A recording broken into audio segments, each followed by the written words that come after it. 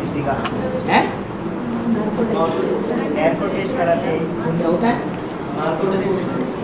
Drugs क्या होता है नार्कोटिक्स? किसी ने कुछ उगलाना होता है उसके शरीर में से कुछ मशीन लगाती है उसको। सच बोलता है उसमें क्या उसका बेहद का अर्थ क्या होता है? सब चीजों का बेहद का अर्थ क्या होता है? जो बाप ने मुरलियों में बातें बताई हैं उनमें बुद्धि नहीं चलेगी। कहाँ कहाँ बुद्धि घूमती रहती है, हॉस्पिटलों में जाने कहाँ कहाँ। क्या होता है ये नार्कोटिक्स?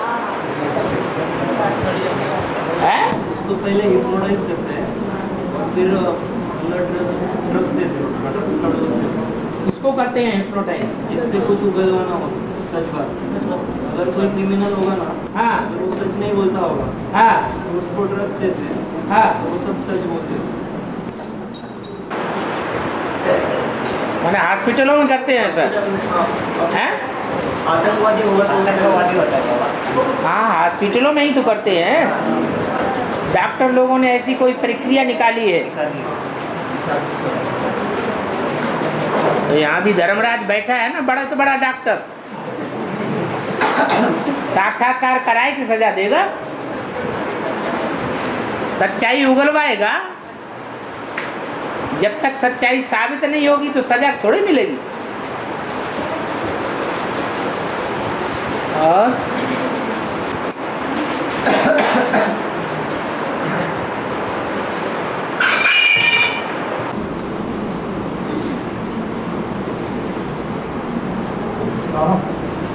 आज की मूवी में आए कि गौरव संप्रदाय इस समय आपने अपने धंधे में लगे हुए हैं। इसका मतलब ये हुआ कि जो अब बाप आया हुआ है और निश्चय पत्र भी लिख करके दे दिया है, स्टाम्प पेपर में लिख करके दे दिया है, सारी दुनिया के सामने ये साबित कर दिया है, हमें पक्का निश्चय है कि भगवान बाप आया हुआ है। बाप हमारा भगवान है, लिख के दिया है कि नहीं? फिर कर्म क्या कर रहे हैं? कर्म तो वो ही होना चाहिए जो बाप का धंधा, सो बच्चों का धंधा। हाँ बोलो। दूसरा धंधा क्यों हो? जबकि बाप ने बता दिया है सब धंधों में है नुकसान। और देखते भी जाते हैं कि जो अच्छे अच्छे कल कारखाने चल रहे थे वो सब बंद होते जा रहे हैं। जो सच्चाई से काम करते हैं उनको तो बंद ही कर देते हैं।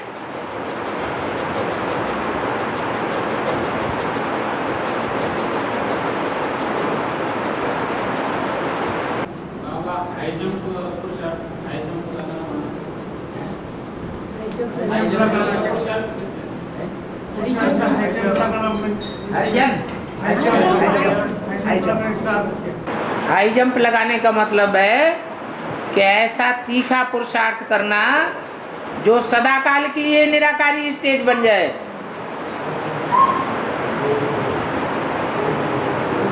वो है हाई जंप। चाहे कि हम देवभान में आ जाएं तो भी देवभान में बुद्धि न उतरे। नीचे उतरने में तकलीफ हो लेकिन ऊपर चढ़ने में कोई तकलीफ महसूस न हो।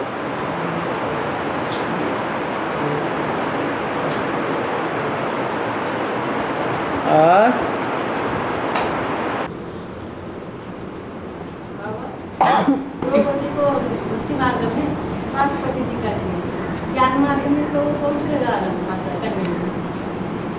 द्रौपदी को 5 पति दिखाए।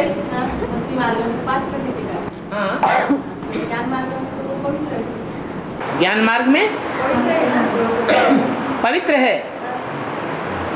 अच्छा तुम सब द्रौपदियां हो, बाबा कहते हैं ना तुम सब द्रौपदियां हो तो सब पवित्र है।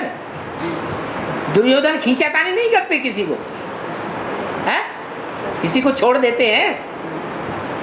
अरे किसी के जीवन में कोई बालिग ऐसा है, छोटे बच्चों की बात छोड़ दो, ऐसे तो छोटे बच्चों को भी नहीं छोड़ रहे हैं आजकल। मुरली ने तो बोला है बाप बच्ची को नहीं छोड़ता, मामा भांजी को नहीं छोड़ता, चाचा भतीजी को नहीं छोड़ता, भाई बहन को नहीं छोड़ता। फिर भी बच्चों की बात छोड़ दो, जो बालिग उम्र के हो गए हैं वो अपने जीवन का अनुभव बताएं। क्या द्रौपदी की तरह दुर्योधन दुशासन पीछे नहीं पड़ते हैं? तो सब द्रौपदियां हैं ना, तो 5 पति होना कोई बड़ी बात हो गई क्या?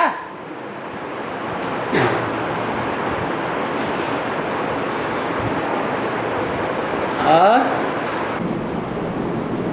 बाबा, जब बम्बई का वार्तालाप चल रहा था उस टाइम मैं बोला था कि बाबा आप जाने करना दोनों है, लेकिन मैंने बाद मैं ऐसा बोल रहा था, आपने बोला रावण संप्रदाय, आप रावण संप्रदाय हो, जाना है तो मुरली में क्या बोला है?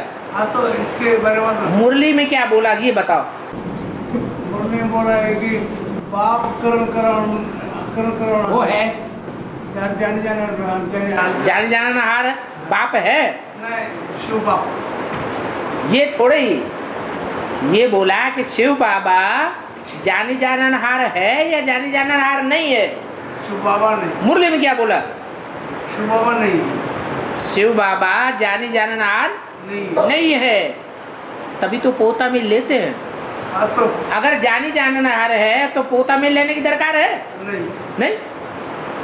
तो श्रीमत के बरखिलाफ अगर कोई बोलता है तो हाँ, तो लेकिन मैंने इसके ऊपर विचार सर्वमंथन करने के बाद मैंने अभी ऐसा फैसला किया है कि बाबा कितने बोलेंगे ना, बाबा जाने जाना नहीं है, शिव जाने जाना है, बाबा करण करना। ठीक है, वो एक अंतर्यामी है, एक बहिर्यामी है। जो नीची स्टेज वाली आत्मा है वो बहिर्यामी है, और जो सदैव ऊंची स्टेज वाली आत्मा है सुप्रीम सोल वो अंतर्यामी है, क्योंकि जन्म मरण के चक्र में नहीं है। हाँ, तो इसलिए मैं पुरुषार्थी शिव बाबा है, शुभ पुरुषार्थी, और जो पुरुषार्थ कर रहे हैं वो शिव बाबा, शिव बाबा पुरुषार्थी, शुभ पुरुषार्थ करने वाला है। ऐसा मैंने फैसला किया, ऐसा किया सोचा ऐसा सोच लिया। और शेर आया बोला ना, शेर आया तो ये बेर का शेर तो 76 से आया अभी।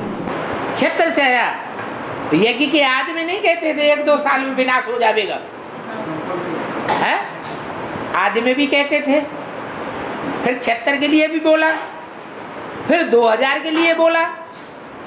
4 बार, कितनी बार हो गया? 3 बार 3 बार हो गया। 2012 में बोल नहीं, 12 में तो दुनिया वाले बोल रहे हैं, ब्राह्मणों की दुनिया में बोला गया क्या?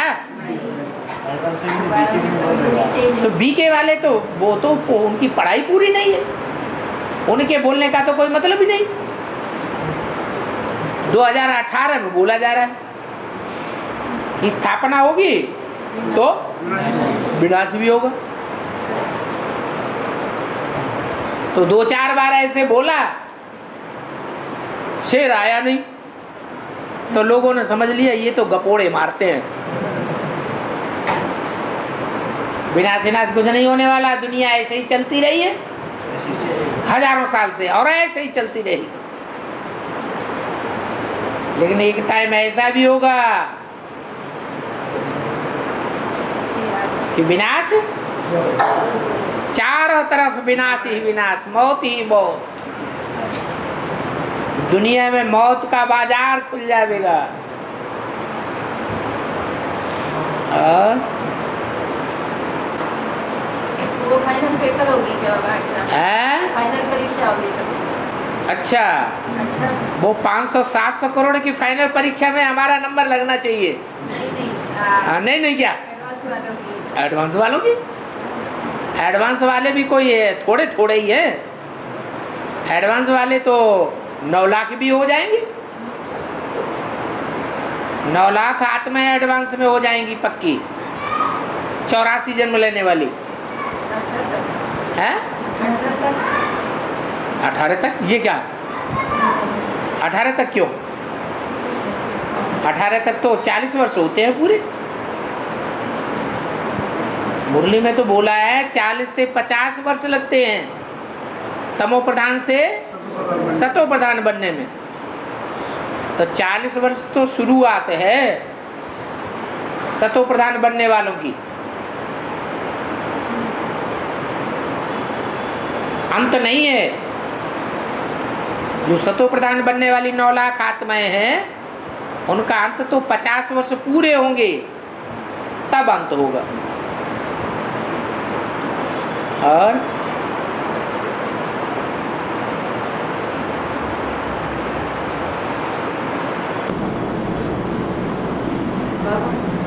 राम का बाप दशरथ है, तो राम और वंश में जाते हैं, राम और वंश में जाते हैं तो दशरथ राजा राम राम करके शरीर छोड़ देते हैं। हाँ, फिर अभी ये दशरथ कौन से ये है? झाड़ के चित्र में कितने रथ बैठे हुए हैं नीचे? ये राम की बात है। अरे झाड़ के चित्र में नीचे जो रथ बैठे हुए हैं वो कितने रथ बैठे हुए हैं? रथ माने शरीर। अरे कितने बैठे हैं? 10 बैठे हैं। तो वही 10 राम के बाप हैं। रावण के सिर कितने होते हैं? 10 सिर होते हैं। यज्ञ के आदि से लेकर के जब तक राम की आत्मा दोबारा जन्म लेकर के यज्ञ में नहीं आती है तब तक वो 10 रथ तैयार होते हैं। 8 तो नारायण। सतयुग में कितने नारायण होंगे? 8 नारायण होंगे। और यज्ञ के आदि में एक प्रजापिता था और एक प्रजा माता भी थी। तो टोटल मिला के कितने हुए? 10 रथ हैं। जब वो 10 रथ बेसिक ज्ञान में निकल आते हैं तब राम की आत्मा दोबारा जन्म लेकर के ज्ञान में आती है और राम के रूप में प्रत्यक्ष होती है। बाप उसमें प्रत्यक्ष होता है, राम बाप। तो वो 10 रथ हुए। वो 10 रथ खलास हो जाते हैं। राम की आत्मा कहाँ चली जाती है? कांटों के जंगल में घूमती फिरती रहती है।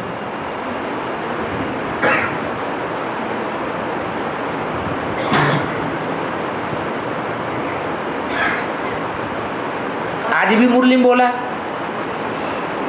ये तो बहुत भटका है।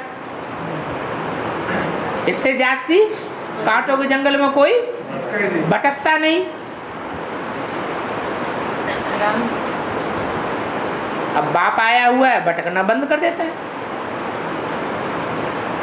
तो राम की आत्मा जब जंगल में जाती है, भटकती है, तो 10 रथ खलास। और सीता जंगल में रहती है, लक्ष्मण रेखा खींचते हैं। सीता जंगल में रहती है, सीता जंगल में रहती है। हाँ। लक्ष्मण रेखा खींच देते हैं कि अब बाहर निकलना नहीं है। लक्ष्मण रेखा खींच देते हैं ना। हाँ।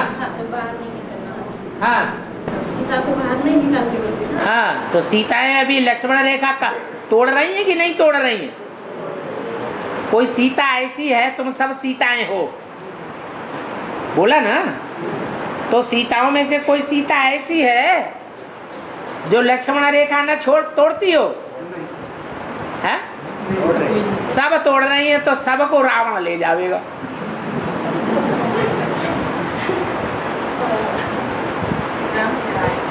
राम छुड़ावेगा।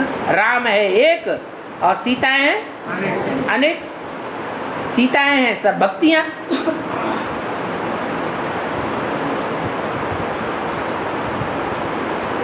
और बाबा धीरज धर मनुआ बोलते हैं ना। है? तो मन तो ब्रह्मा है, तो कब तक धीरज धरे? कब तक धीरज धरे? तब तक धीरज धरे जब तक मनुआ कंट्रोल में ना आ जाए। क्या? है। जब मनुआ कंट्रोल में आ जाएगा तो धीरज की बात खत्म हो जाएगी। आखिरी बैल पर सवारी होगी कि नहीं होगी?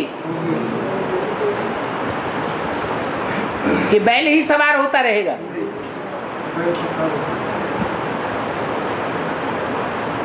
बैल के ऊपर शंकर की सवारी दिखाते हैं। ये संपन्न स्टेज की यादगार है। और शंकर के ऊपर कौन सवार होता है?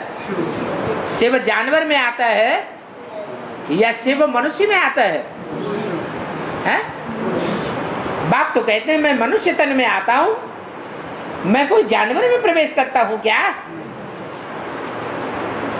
तो बाप का पार्ट मनुष्य तन में है, जानवर में बाप प्रवेश नहीं करते। न कच्छ मच्छा बता लेते हैं। बाबा संगम युग मौजों का युग है ना, उसमें 50 साल तो चले गए ब्रह्मा के। हैं? ब्रह्मा के 50 साल कब कट हो गए ना। संगम युग में 100 साल का संगम, हाँ, उसमें 50 साल ब्रह्मा के खत्म। 50 साल कहाँ से कहाँ तक? 69 से शरीर छोड़ा तब से 18 तक। 69 से शरीर छोड़ा, हाँ तब से और 18 तक 2018। हाँ। 50 साल में मौज क्या मनाई कृष्ण की आत्मा? कृष्ण की आत्मा ने मौज क्या मनाई? संगम युग मौजों का युग। हाँ, कृष्ण की आत्मा किसके शरीर से मौज मनाती है? अरे मौज मनाना, दुख मनाना या सुख मनाना शरीर के साथ होता है कि बिना शरीर के साथ होता है? शरीर के साथ। अरे दोनों भागीदार हैं दुख सुख के। क्या? हद में भी भागीदार और बेहद में भी भागीदार। तो वो तो एडवांस को पता। काले बनते हैं तो भी भागीदार और गोरे बनते हैं तो भी भागीदार। विकारी सुख के, विकारी दुनिया के मालिक बनने में भागीदार और निर्विकारी दुनिया के मालिक बनने में भी भागीदार। तो कृष्ण की आत्मा कभी सुखी नहीं होती है? एक ही तो शरीर है। दिखता तो राम का ही है ना। है? दिखाई तो राम का देता है। देखने वाले तीसरे नेत्र से भी तो देखते हैं। तो वो एडवांस कोई की बाहर की 2 आंखें देखती हैं और कोई के। अब ब्रह्मा कुमारियों से पूछो जाके वो किसको देखती है? वो राम को देखती है कि कृष्ण को देखती है? वो तो कृष्ण को ही देखती है। उनको तो बाप दिखाई नहीं देता है? उनको तो बाप दिखाई अब जब कृष्ण को देखेंगे, कृष्ण तो बच्चा है, बाप कहाँ से दिखाई देगा? नहीं। राम बाप उनके सामने जाते ही नहीं ना। है? शिव बाबा जो है उनके सामने जाते ही नहीं। किनके सामने? ब्रह्मा कुमारियों के सामने। हाँ, तो उनको अब बाप अपने बच्चों के सामने जावेगा कि उनके सामने जावेगा? जिनको सुनाने के लिए आता ही नहीं है। मैं तुमको सुनाता हूँ, ये तो बीच में सुन लेते हैं। वो कहाँ देखती है? है? ब्रह्मा कुमारियाँ कहाँ देख रही है? क्या? कृष्ण को मौज मनाती हुई। कृष्ण को मौज मनाती हुई? हाँ, वो कैसे देखेंगे? वही तो वो तो साक्षात्कार में देखती है। साक्षात्कार तो भक्ति मार्ग की चीज है, ज्ञान मार्ग की चीज थोड़ा ही है। तो वो तो भगत हैं, जो बाप को जानते हैं वो ज्ञानी, बाप को नहीं जानते हैं तो भगत अज्ञानी। भगत दुखी होंगे या सुखी होंगे? दुखी होंगे। वो दुखों की शूटिंग कर रहे हैं और तुम बच्चे मनसा से सुखों की शूटिंग करते हो। जो हमने पाया सो किसी ने नहीं पाया। जब अज्ञानी थे तब समझते दीदी दादियां बड़ी सुखी हैं, बीड़ी दादियों को जो मिला सो हमको नहीं मिला। इन दादाओं के तो भाग्य ही बड़े अच्छे। और आप क्या समझते हो? हैं? अरे ये ऋषि मुनि सन्यासी तो कुछ भी नहीं है। और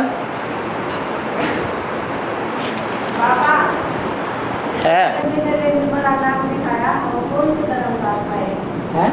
शंकर के गले में बड़ा नाक दिखा शंकर के गले में बड़ा नाक दिखाते हैं ना, वो कौन से धर्म की आत्मा है? कौन से धर्म की आत्मा है? मोही महर्षि कुल की आत्मा होगी है? गले में काई की फांस लगती है? मोह की फांस लगती है गले में, काम विकार की फांस लगती है कमर में, क्रोध और लोभ की फांस लगती है दोनों भुजाओं में, और अहंकार फांसता है सबसे ऊपर। ऊपर भी तो एक सांप है,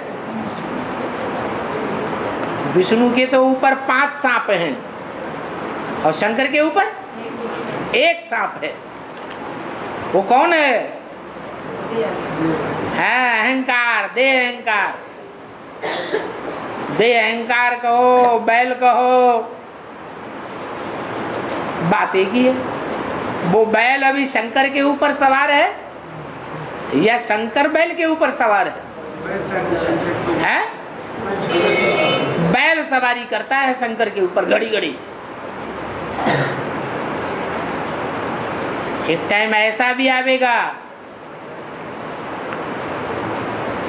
कि हाई जंप लगावेगा और बैल पर सवार हो जाएगा।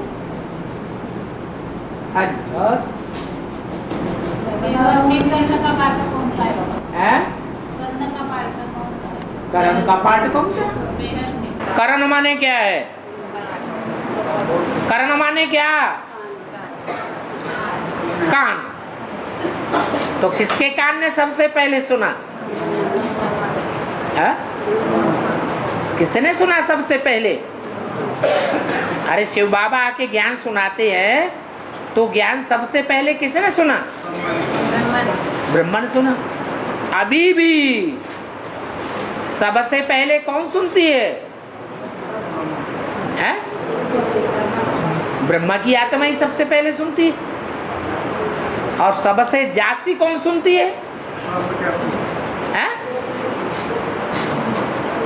अरे कान ब्रह्मा की आत्मा पहले सुनते हैं और सबसे जास्ती कौन सुनते हैं? ब्रह्मा ही सबसे जास्ती सुनता है। तो वो ही तो करण हुआ। उस करण की पालना यज्ञ के आदि में किसने की? कोई दास दासी था या नहीं था? कर्ण को किसने पाला? किसका पुत्र कहा जाता है? सूत पुत्र। सूत माने दास। तो यज्ञ के आदि में उनकी पालना किसने की है? अरे यज्ञ माताएं थी ना दो।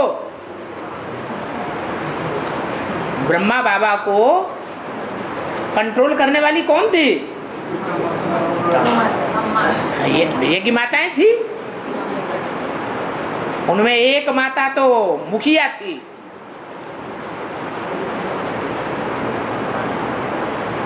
तो जो माता मुखिया थी, सुनने सुनाने में तीखी थी, उस माता का पार्ट क्या है? हैं? जगदम्बा। तो जगदम्बा क्या बनेगी? तुलसी का पार्ट है। तुलसी आंगन में बैठाई जाती है, बेडरूम में नहीं। तो कौन सा पार्ट हुआ? दासी का पार्ट हुआ। दासी ने पाला था तो सूत पुत्र कहा जाता है। लेकिन बीज किसने डाला? उसकी जो पैदाइश हुई कर्ण की, वो बीज किसने डाला है? ज्ञान का बीज डालने वाला ज्ञान सूर्य। वो कौन था? है? शिव बाबा प्रजापिता के थ्रू। वो बीज डालने वाला बाप हुआ। माता कौन थी? है? अरे वो माता पांडवों के साथ रही ज्यादा जिंदगी में या कौरवों के साथ ज्यादा रही? पांडवों के साथ रही। उसने अपना जीवन किसके साथ रहकर बिताया है? कौरवों के साथ बिताया। कौन है कुंती? फिर दो माताएं थी पांडवों की, एक कुंती और एक माद्री। माद्री माद्री मंद रही जिसकी बुद्धि, उससे दो छोटे बच्चे पैदा हुए, नकुल और सहदेव। और कुंती से 3 पुत्र पैदा हुए। कौन कौन? युधिष्ठिर, जो आदि से अंत तक युद्ध में स्थिर रह करके लड़ाई लड़ता है, हिलता नहीं है, अनिश्चय बुद्धि नहीं होता। दूसरा भीम, भीम कर्मा, भयंकर कर्म करने वाला। 100 कीचकों को पकड़ा जिसने, 100 कौरवों को मारा जिसने, ढेर के ढेर राक्षसों को जिसने मार गिराया, भीम। और तीसरा अर्जुन, जिसने अर्जन किया, ऐसा ज्ञान अर्जन किया जैसा ज्ञान का अर्जन और कोई भी धर्मी नहीं कर पाता।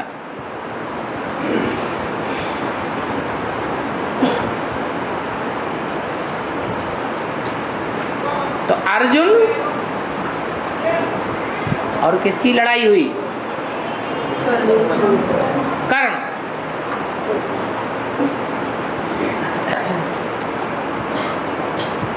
कर्ण बहुत तीखा था।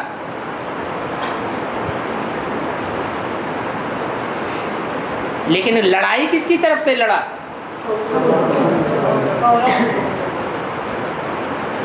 कर्ण भगवान को नहीं जानता था क्या है? जानता था, पर जानते हुए भी साथ किसका दिया? कौरवों का साथ दिया। और में बोला है शंकर पार्वती को युगल नहीं कही है। शिव की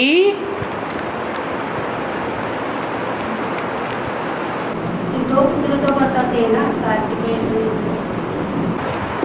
शंकर वाली आत्मा जो पुरुषार्थ कर रही है और पार्वती वाली आत्मा जो पुरुषार्थ कर रही है, वो दोनों अभी पति पत्नी है या ब्राह्मण ब्राह्मणी है? तो भाई बहन हुए या पति पत्नी है? भाई बहन है। उनकी जोड़ी नहीं कहेंगे। शिव की जोड़ी इस संसार में आने के बाद किसके साथ बनती है?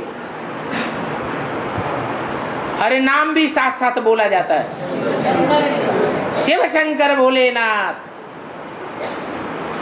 शिव बाबा की जोड़ी शंकर के साथ है।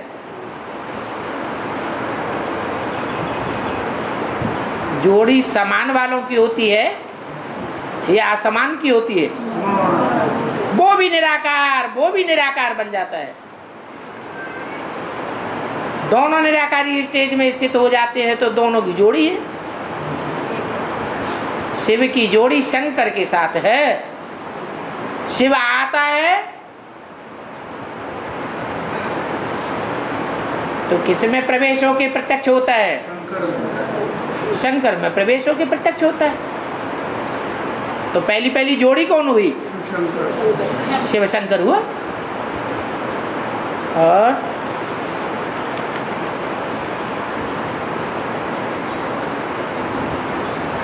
भीष्म गंगा पुत्र है, पिता कौन है? हैं? पिता सीता? पिता गंगा, भीष्म गंगा पुत्र है, हाँ। तो उसका पिता कौन है? और शांतनु। भूल गए? और टीवी देख देख के पीछे का भूलते चले जाते हैं? नहीं भूलते, देखा ही नहीं। लो आधी टीवी देख ली, बस सभा में आके सुनाना शुरू कर दिया। देखो हम भी विद्वान पंडिताचार्य।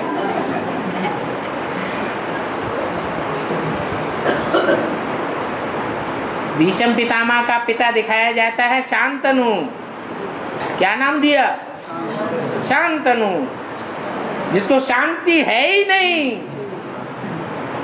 एक पत्नी करेगा फिर भी अशांत, फिर दूसरी पत्नी करेगा फिर अशांत। जीवन में शांति ही नहीं। उसका नाम पड़ा है शांतनु।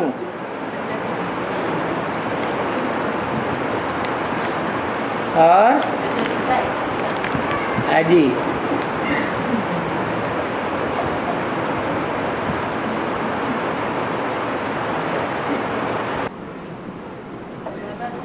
शंकर की प्यारी लग रही है ना काशी। हाँ काशी में जो शिवलिंग है ना बाबा, हाँ तो उसको अलग कर दिया है। हाँ काशी को शिवलिंग उधर कर दिया और नंदी इधर कर दिया और बीच में छोटी दीवार बना दी। क्या हुआ? तो उसको ढक दिया ना, है उसको ऐसे ढक दिया। तो अभी तो शिवलिंग सामने है ना। है सन्मुख है अभी कि विमुख है? सन्मुख है ना। कहाँ है सन्मुख? ये है। अरे अरे बैल सन्मुख है कि विमुख है अभी? वो अपने को गीता का भगवान मानता है या गीता के भगवान का बच्चा मानता है? वो कहता मैं बाप हूँ, वो कहता मैं बाप हूँ। तो विमुख है या सन्मुख है? हैं? विमुख हो गया, वो ही दिखाया गया है। तो उसको तो मुसलमान कब्जा किए। अरे मुसलमान कब्जा नहीं करेंगे तो ब्रह्मा के ऊपर कौन कब्जा करेगा? शिवलिंग पर। अभी ब्रह्मा कुमारियां जो बेसिक नॉलेज में चल रही है, वहाँ विधर्मियों का कब्जा है या सुधर्मियों का कब्जा है? विधर्मियों का ही तो कब्जा है। बैल पर नहीं बाबा कब्जा है, शिवलिंग पर मुसलमानों का कब्जा। अरे जब शिवलिंग के ऊपर बैल सवार है और बैल के ऊपर विधर्मी सवार है, तो दोनों का ही, दोनों के ऊपर ही कब्जा हो गया ना। और बाबा शंकर के सिर के ऊपर आधा चंद्रमा क्यों दिखाया जाता है? चंद्रमा कौन है? ब्रह्मा। वो ब्रह्मा अधूरी पढ़ाई पढ़ी है या पूरी पढ़ाई पढ़ ली? तो अधूरा चंद्रमा है या संपूर्ण चंद्रमा है? अधूरा ही चंद्रमा है, इसलिए अधूरा चंद्रमा दिखाया जाता है। जब अधूरा है तो सर के ऊपर क्यों धारण कर लिया? हमको क्यों नहीं धारण कर लेता? हम भी तो अधूरे हैं, हम सबको सर के ऊपर धारण कर ले। क्योंकि बाप की बच्चों में उम्मीद रहती है। ज्ञान की दृष्टि से बाप जानता है ये जो मनुष्य सृष्टि है, उस मनुष्य सृष्टि का पहला पत्ता, पहला प्रिंस यही कृष्ण बच्चा बनने वाला है। जब बुद्धि में ज्ञान बैठ जाएगा तो यही बच्चा सांप से तीखा चला जाएगा। एक के पतित बनने से सब पतित बन जाते हैं, एक के पावन बनने से सब पावन बन जाते हैं। तो बाप का विरुद्ध है कि बच्चों के साथ आता है और बच्चों के साथ ही जावेगा, अकेला तो नहीं जावेगा। तो बाप बच्चे को आगे रखता है। विरुद्ध तो दोनों का है। बाप का विरुद्ध है फादर सोज सन्स, और बच्चों का भी विरुद्ध है सन सोज फादर। लेकिन पावरफुल कौन है? बाप पावरफुल है, वो अपना काम पहले कर लेता है। तो बाप बच्चे को प्रत्यक्ष करता है पहले, इसलिए सर माथे पर रखा हुआ है। दुनिया में भी बच्चा पैदा होता है, माँ बाप उसकी सारी सेवा शुश्रूषा करते हैं, पालना करते हैं, तसल्ली से पढ़ाते हैं, लिखाते हैं, अंत में सारे जीवन की कमाई बच्चे को सौंप देते हैं। तो आस रहती है कि घर में बच्चा पैदा हुआ, ये हमारी सारी प्रॉपर्टी का मालिक बनेगा। तो सर माथे पर रखना होता है ना बच्चे को। बच्चे ने कोई ऐसे पूर्व जन्म में कर्म किए हैं जो माँ बाप से आकर के पालना लेता है, माँ बाप को दास दासी बना के रखता है।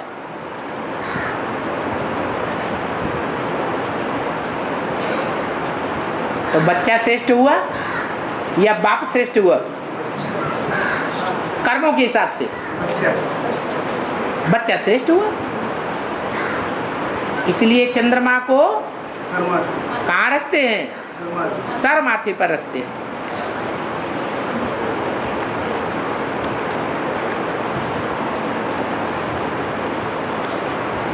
और शकुनी पक्षी है ना, हाँ जी, यानी उससे वो पंखों से उड़ने वाला, शकुनी माने पक्षी है। तो वो शकुनी मामा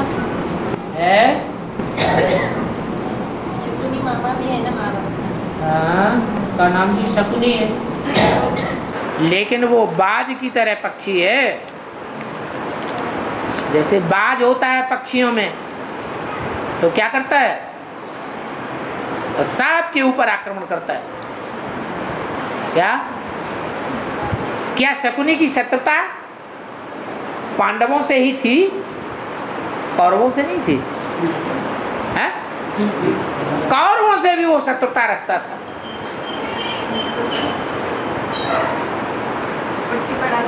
है,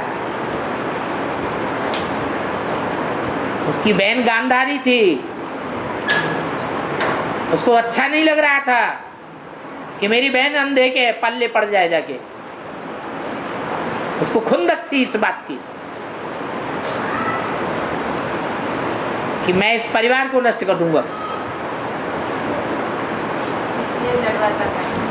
लड़ाई लड़वा देता था। और शरीर सड़ते जाएगी, आत्मा पावरफुल होगी। तो शरीर इतने सड़ रहे, आत्मा तो बिल्कुल ऐसा लगता नहीं पावरफुल हो रही। आत्मा पावरफुल होती नहीं एक स्टोर पर जा रहे है। सारे एक क्या हो रहा है? एक स्टोर पर काम नहीं कर रहे ना शरीर के। क्या शरीर इतना सड़ रहा है वहाँ। फिर भी आत्मा डटी हुई है ना। है?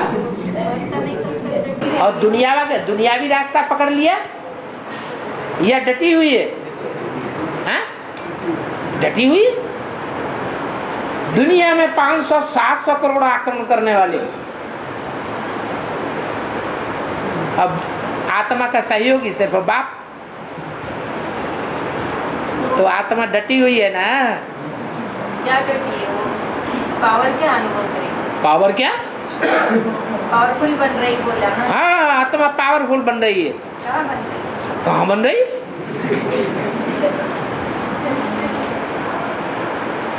बाप आया हुआ है, ये नशा चढ़ेगा तो खुशी आएगी कि नहीं आएगी? और अगर बाप नहीं आया हुआ तो दुखी हो जाएंगे। नशे की बात है। अपना नशा अपना अपना नंबरवार पुरुषार्थ अनुसार है। और नशा उतर क्यों जाता है, नशा चढ़ क्यों जाता है, उसका भी कोई कारण है या नहीं है? हाँ? वो कारण का निवारण कर दें, खुशी ही खुशी आएगी। कुछ नहीं करना है, सिर्फ एक बात दूसरा न कोई एक बात अगर बुद्धि में बैठ जाए प्रैक्टिकल जीवन में तो खुशी ही खुशी। और बाबा आपने संगम पर आकर हमें ऐसे ज्ञान दिया प्योरिटी का, उसके वास्ते हम इतने अच्छे बन गए कि हमारा योग क्यों लगता है बाप को याद करना। और है ना खुशी इतनी बढ़ती है, इतनी खुशी बढ़ती है। हर रोज मैंने जब से ज्ञान में आया ना, उससे अभी 2 साल हो गए, 2 साल से इतनी खुशी से उठता सुबह। हम लोग और भाई भी उठते होंगे सब, लेकिन ना खुशी इतनी बढ़ती है कि बात अरे खुशी से सब कुछ करता हूँ और खुशी रहती है ना। तो जब बाबा कब आए ऐसी राह देखता रहता, बाबा कब आएंगे ऐसी राह देखता।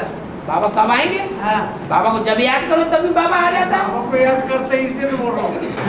बाबा को याद अमृत वेले शिव बाबा तुम्हारे पास आता है कि नहीं आता है? वो तो आता है लेकिन आओ, आओ। तो नहीं।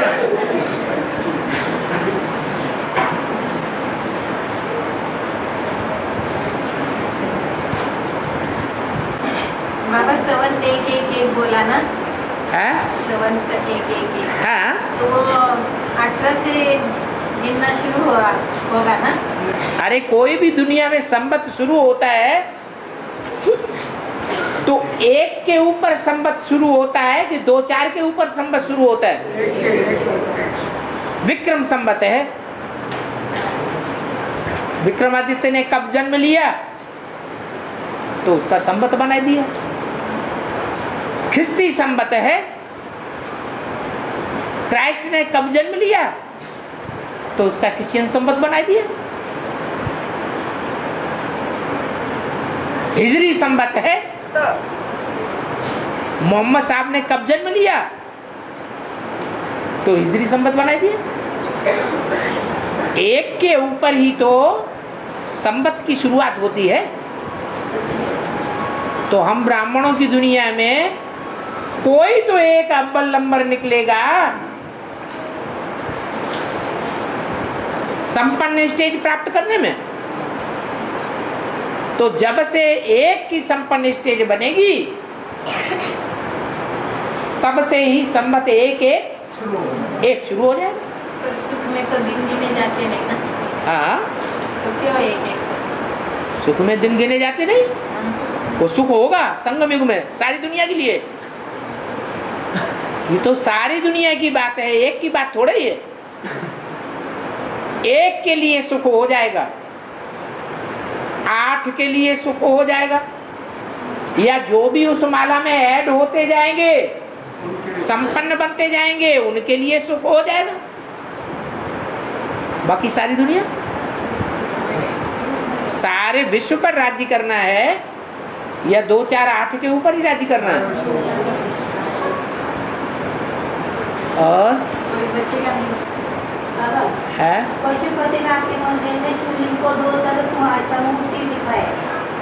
तो राजाओं की मूर्ति की भी पूजा भी करते हैं। पशुपतिनाथ में हाँ शिवलिंग को 2 तरफ मूर्ति देता बताया। हाँ, और उत्तर के राजाओं की मूर्ति की भी पूजा करते हैं वो लोग। 2 तरफ बुक से क्या कनेक्शन राजाओं का? नहीं, ऐसी मूर्ति अलग है। शिवलिंग को 2 तरफ ये अरे तो यहाँ 2 ही तो आत्माएं मुख्य हैं, एक बेसिक में ब्रह्मा बाबा और एडवांस में शिव बाबा, एक छोटा बाबा और एक बड़ा बाबा। ये राजाओं की मूर्ति क्यों पूजते? राजाओं की मूर्ति क्यों पूजते? हाँ, मंदिर में। क्यों? राजाएं पूजनीय बने नहीं है नेपाल में। एक राजा की नहीं, बहुत राजाओं की ऐसी मूर्ति पूजा करते हैं। अरे बहुत राजाएं ही पूजनीय बने हैं। जो 108 की विजय माला तैयार होती है वो अनेक राजाएं नहीं है, हैं? नेपाल में ही ये खास यादगार है। उन्होंने ही नई दुनिया की पालना की है। नई दुनिया है ही सतयुग, और दूसरे देश नई दुनिया की पालना नहीं करते। वो नेपाली है ही ऊंची स्टेज वाले, जन्म जन्मांतर की ऊंची स्टेज वाले हैं। सारे भारत पर आक्रमण हुआ विदेशियों का, नेपाल के ऊपर विदेशियों का आक्रमण नहीं हो पाया, आज भी स्वतंत्र पहाड़ों की ऊंची स्टेज पर बसा हुआ है। वो इंडियन को वैल्यू नहीं देते है इंडियन को वैल्यू नहीं देते। एडवांस पार्टी की वैल्यू देते हैं इंडियंस, देते हैं। ब्राह्मणों की दुनिया में जो नई दुनिया की पालना करने वाले प्रसिद्ध होंगे, उनके हिंदू लोग वजूद देते हैं, महत्व देते हैं? नहीं देते। और काठमांडू का मतलब क्या होता है? काठ माने लकड़ी और मंडू को माने मेढक। क्या जब उसका नाम काठमांडू पड़ता है तो वो लकड़ी का मेढक बन जाता है। क्या एक तो कुएं का मेढक होता ही ये प्रसिद्ध है। दुनिया के बारे में कुछ पता नहीं, सृष्टि चक्र के बारे में, वो तो सारी दुनिया कुएं का मेढक है आध्यात्मिक ज्ञान के हिसाब से। लेकिन खास नेपाल के लोग, खास नई दुनिया को पालना करने वाले सूर्यवंशी क्या बन जाते हैं? काठमांडू काठ के मेढक बन जाते हैं। कठ बुद्धि, पत्थर बुद्धि, वही नेपाल में है। पारसनाथ का गायन है, पारसनाथ भी वही बनता है और पत्थरनाथ भी वही बनता है। बनेंगे तो कैसे संभालेंगे? कठबुद्धि बन जाएंगे तो कैसे? बन जाएंगे, बने हुए नहीं है। नई दुनिया संभालनी है। अभी क्या है? अभी तो अच्छे हैं। अभी कठबुद्धि पत्थर बुद्धि है या नहीं है? हैं? नहीं है। फिर नाक रगड़ते जाते हैं, रोते जाते हैं, हमारा शरीर हमारा शरीर सड़ गया, हमारी आत्मा भी सड़ गई। आत्मा का भी नशा नहीं है, शरीर का भी नशा नहीं है। एडवांस पार्टी, फिर वही एडवांस पार्टी की ही बात करो। नेपाल वाले। हाँ, नेपाल, नई दुनिया, बेहद की नई दुनिया की पालना करने वाले वो नेपाली है, ये नेपाली है? कौन से नेपाली? इसी एडवांस पार्टी में से कुछ चुनी हुई आत्माएं निकलती हैं जो नई दुनिया की पालना करने की निमित्त बनती हैं, जिनके लिए अव्यक्त वाणी में बोल दिया। क्या बोला? तुम बच्चों को नई दुनिया की सौगात बाप दादा ने दी है। तो कोई तो बच्चे होंगे जो नई दुनिया का फाउंडेशन डाल रहे हैं। और दुनिया में भगवान को गालियां देते हैं। अभी भगवान तो आया है, तो कब समझ जाएंगे? ग्लानि करना कब खत्म होगा? बेचारे ग्लानि सुन नहीं पा रहे, कान कच्चे हो गए। अरे गाली चिपक जाती है क्या? कोई ग्लानि करता है तो ग्लानि हमारे चिपक जाती है क्या? हम चाहे तो उसको सुने या एक कान से सुने दूसरे कान से निकाल दे।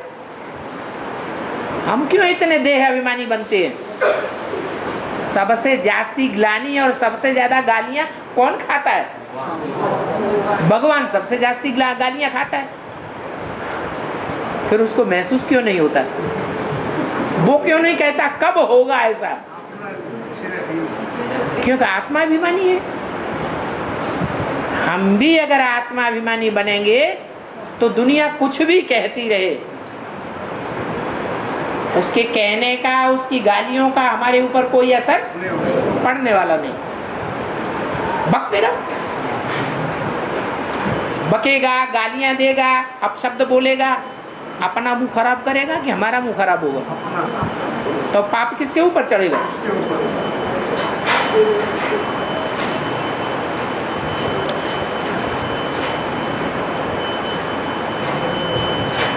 और सीधी सी बात,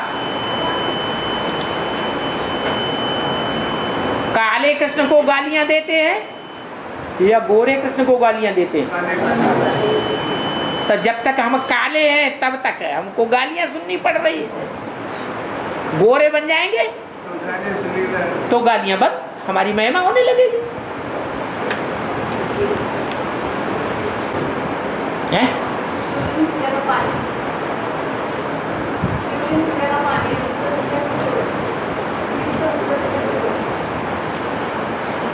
यहाँ तक आवाज नहीं आ रही है।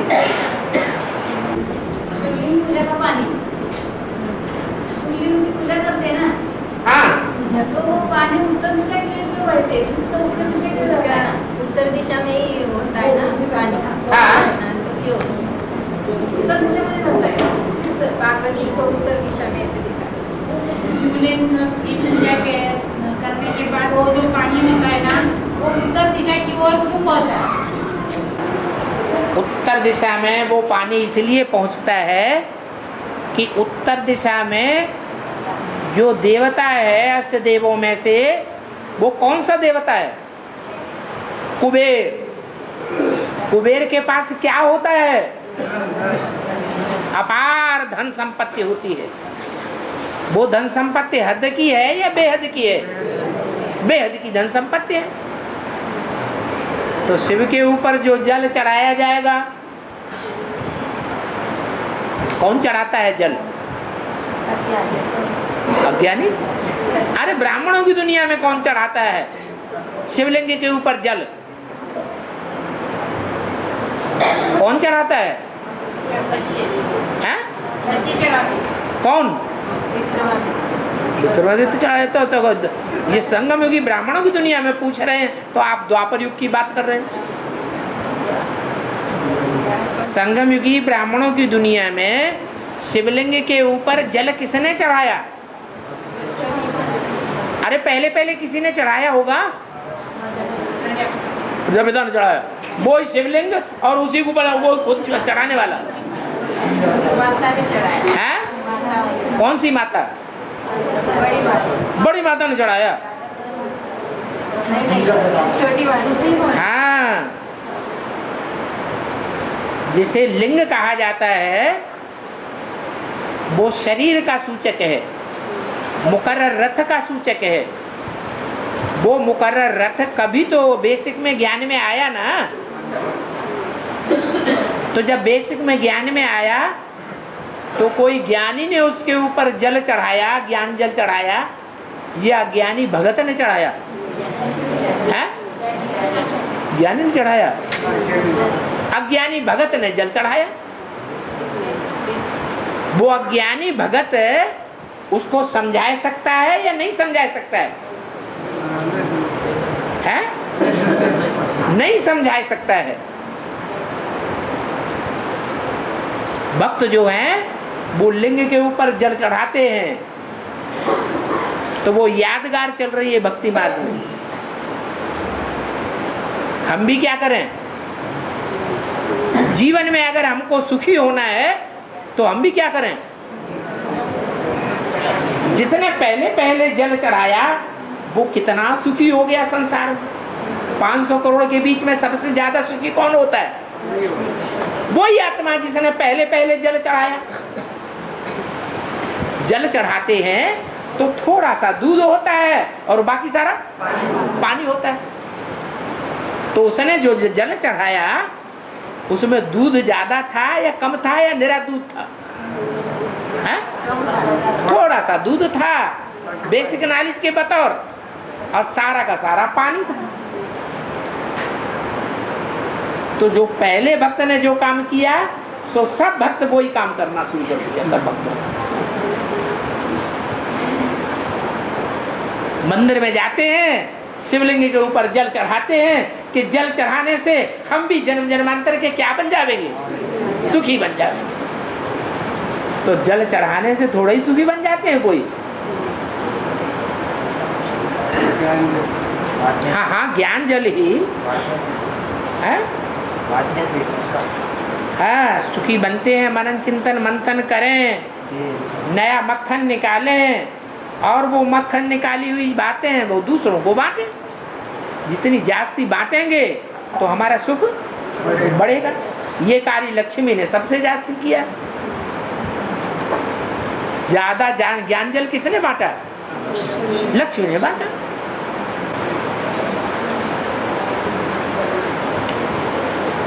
असुर पहाड़ों में तप किया और शंकर प्रसन्न होके उनको वरदान दिया। शायद भस्मासुर की बात कर रहे हैं। असुर ने उस वरदान का दुरुपयोग किया तो शंकर ने उसको फिर भस्म कर दिया। इसका क्या मतलब है? अरे कोई अच्छा कर्म करेगा तो उसको प्रतिफल मिलना चाहिए कि नहीं मिलना चाहिए? तपस्या सबसे अच्छा कर्म है। ब्राह्मणों की दुनिया में तपस्या क्या चीज है? आत्मिक स्थिति में रहना, यही तपस्या है। शरीर को तपाने वाली बात है आत्मिक स्थिति में रहना। तो भस्मासुर ने ये तपस्या तपी होगी, उसको वरदान मिलना चाहिए कि नहीं मिलना चाहिए? वरदान मिला, लेकिन वरदान देते समय ये भी कह देते हैं कि इसका दुरुपयोग नहीं करना। उसने दुरुपयोग किया तो उसका भी फल मिलना चाहिए कि नहीं मिलना चाहिए? दुरुपयोग करते करते करते करते पाप का घड़ा भर गया तो उसको भस्म करना पड़े।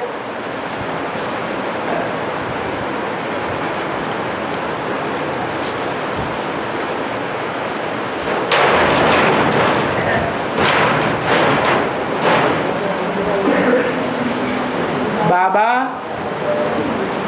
शंकर गंगा को अपनी जटाओं में क्यों बांध लेता है?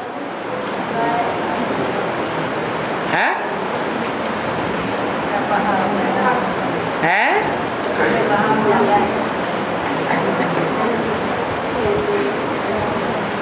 गंगा को अहंकार आ जाता है कि मेरे वेग को कोई दुनिया में सहन नहीं कर सकता।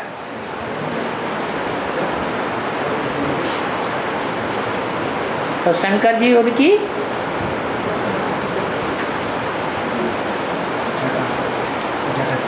उनके देह अभिमान को खत्म करने के लिए जटाओं में बांध के रखते हैं। वो ज्ञान की जटाएं हैं।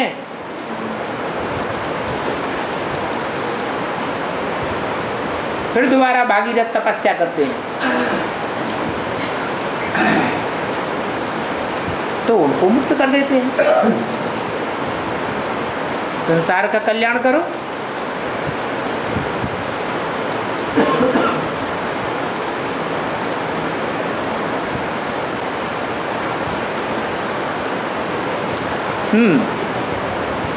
ब्रह्मा के तन में शिव को न याद करके जो सिर्फ ब्रह्मा को याद करते उनको शरीर छोड़ना पड़ा, वो संपूर्ण नहीं बने। तो राम वाली आत्मा में जो शिव को याद न करके सिर्फ राम के शरीर को याद करते हैं, उनका क्या होगा? बल बाबा कहते हैं शिव को याद करो,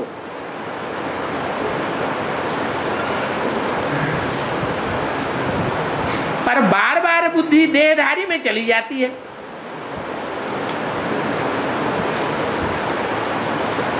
तो कल्याण होगा या कल्याण होगा? है? क्योंकि ब्रह्मा का रथ टेम्परेरी रथ था और राम वाली आत्मा का रथ मुकर्रर रथ है।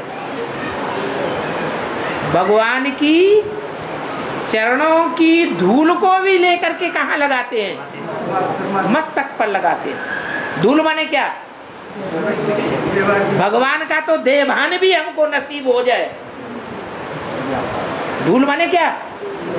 देवभान की धूल, तो भी हमारा अहो सौभाग्य।